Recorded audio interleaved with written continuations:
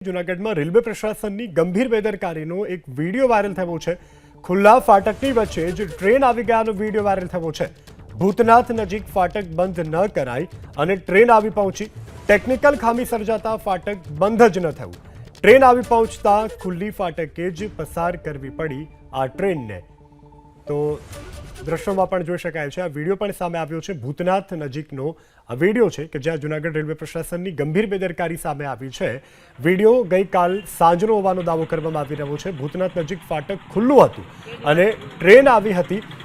એક સમયે તો વાહન વ્યવહાર ચાલુ હોય ત્યારે જ ટ્રેન આવી પહોંચતા દોડધામ મચી ગઈ હતી।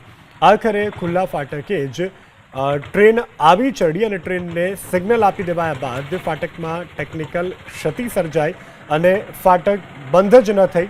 સદનસીબે ટ્રેનના જે લોકો પાયલોટ છે તેણે સમયસર જાણ હોવાથી ટ્રેનની ગતિ ધીમી હોવાથી અને ફાટક મેને બંને તરફ વાહન વ્યવહારના જે